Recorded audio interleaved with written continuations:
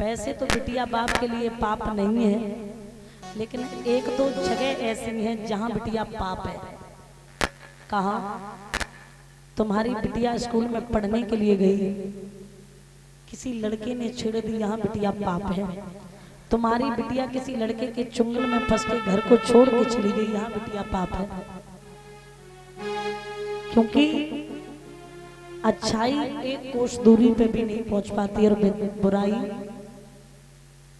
हजारों कोस दूरी पे पहुंच जाती है।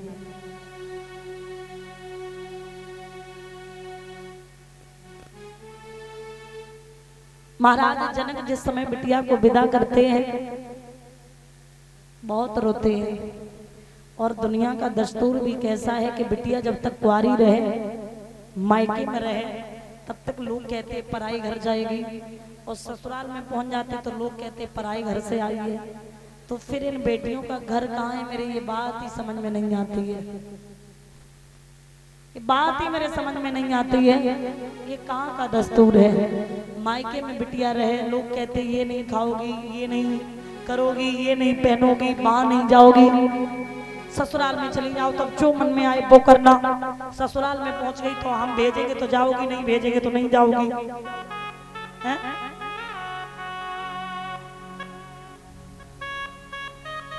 आज के जमाने में लोग दहेज मांगते हैं, 15 लाख चाहिए, 20 लाख चाहिए।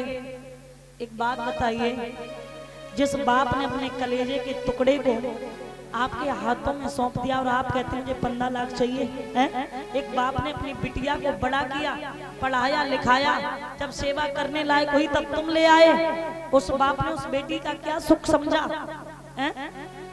बताइए। वो भी छोड़िए, एक बाप 15-20 लाख रुपए देता है, बेटी की शादी कर देता है, और जब ससुराल वाले जब सताए ना, मारे पीटे, तब बाप को बड़ा धक्का लगता है कि मेरे तो पैरों के अभी छाले भी नहीं हट पाए और मेरी बिटिया को तो आज पीटने लगे। कलेजे में बड़ा दुख होता है। आज बेटियां गर्म में मारी जा रही हैं। माताएं, निवेदन कर दूं, इस संसार में एक अगर बेटा हो जाए, आज का जो समय चल रहा है, एक बेटा पैदा हो गया तो आजकल की माताएं चाहती नहीं कि दूसरा बच्चा हो, एक बेटा ही काफी है। बेटियां किसी को नहीं चाहिए, बेटा हर किसी को चाहिए। आप हमें ये बताइए, आप भूख हत्या कर रही हैं, बेटियों को गर्म में मार रही हैं। जब इस संसार में बेटियां नहीं आएंगी तो कल को तुम्हारे बेटा जो होंगे, उन बेटा के लिए आप बहू कहां से लेके आओगी? बताइए हमें। बेटियां किसी से कम है? या हमारे बुजुर्ग बैठे, आप बताइए, जिन बुजुर्गों ने बेटियों को विदा किया होगा वो जानते होंगे बेटी क्या होती है। जिन घर में बेटियां हैं ना, उस घर में जाकर के देखिए कि बेटी क्या चीज होती है। जिन घर में बेटियां हो ना, उस घर की साफ सफाई, रहन सहन सब अलग होगा। बेटी जिस घर में होती है ना, उस घर का बाप राजा होता है, राजा। बहू नहीं कपड़ों पे प्रेस करेगी, बहू पानी टाइम से नहीं देगी, लेकिन बेटी जरूर। अगर बाप कहीं से आए और बेटी चेहरा उदास देखे तो जरूर पूछेगी पापा क्या बात है, आज चेहरा बहुत डाउन लग रहा है। बेटा नहीं पूछ सकता है पापा क्या बात है।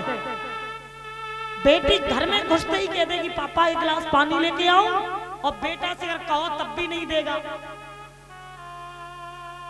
और तब भी बेटियां बुरी हैं। हम तो कहते हैं संसार में आज जो अपने माँ बाप को बेटा नहीं करके दिखा रहे, वो बेटियां करके दिखा रही हैं। एक बाप मेहनत करता है, मजदूरी करता है बेटा के लिए। अरे बेटी तो वो मान मूर्ति, आप जितना दे दोगे ले जाएगी, जिस खूंटा से बांध दोगे बंधी रहेगी। बात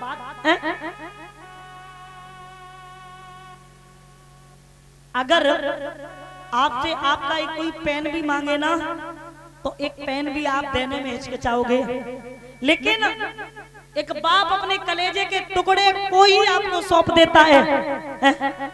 बड़ा निभाना मुश्किल पड़ता है कि जहाँ बेटी का सब कुछ होता है वहाँ कुछ नहीं रहता, जहाँ कुछ नहीं होता वहाँ सब कुछ हो जाता है। और मैं कहती हूँ कि बेटे के लिए ससुराल कितनी भी अच्छी हो, कितनी भी बढ़िया हो, लेकिन जो सुख वो अपने मायके में माता पिता के राज्य में पा सकती है, वो ससुराल में नहीं मिल सकते हैं बेटे को। वो ससुराल में कभी नहीं मिल सकते, कितने भी अच्छे सास ससुर मिल जाए।